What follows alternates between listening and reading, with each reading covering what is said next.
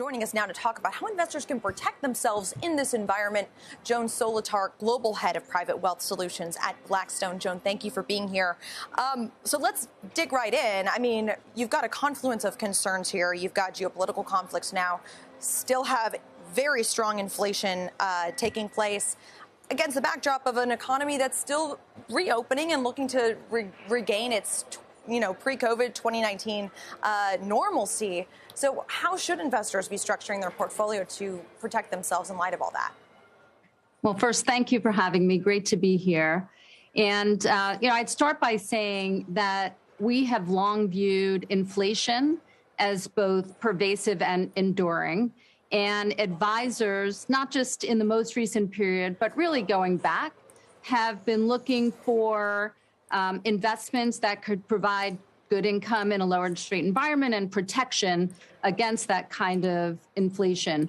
And so increasingly, they have been gravitating towards fund structures like private lending, where you can have almost all floating rate, so loans that actually, rise as interest rates move up, that are senior in the cap structure, very stable, large companies, et cetera.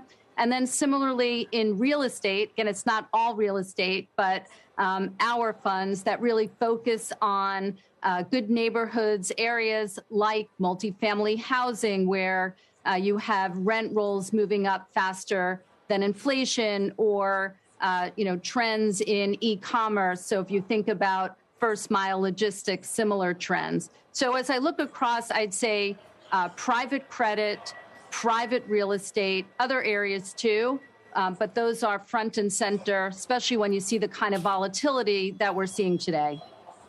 I'm curious about private credit, though, because as you mentioned, it is floating rate. However, if there is a decrease in conditions in the economy, if there is more distress to be had, you could see a default rate go higher for those who are borrowing from these credit funds.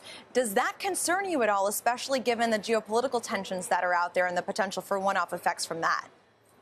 So today, I would say there's much more risk around rate than there is around credit. But, we're also talking about first lien. So most of our private portfolio, like 90%, is first liens, and those are the most stable. So if you think about volatility and credit, the most volatile is at the bottom. It's actually not even in credit, it's equity. And the most stable are first liens. And we're really focused on large companies, good neighborhoods, companies with strong cash flows, good interest coverage.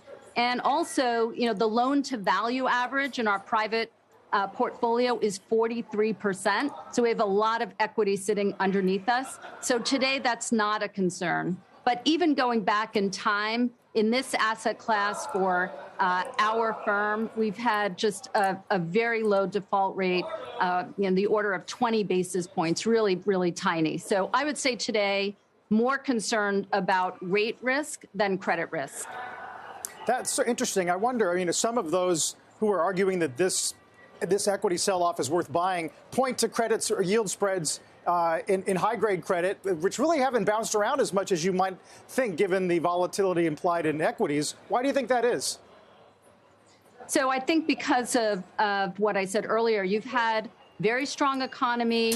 You have investors looking for yield. But I do think you have to distinguish. So when I think about our private credit fund, for example, over the first year of existence, we're just coming upon our anniversary, we were able to deliver about 12.5% return. Even in January, which was a very volatile month where you saw a decline in municipal bonds, a decline in high yields, in our private credit fund, we were able to deliver almost 1% positive return. So not all fixed incomes created equally.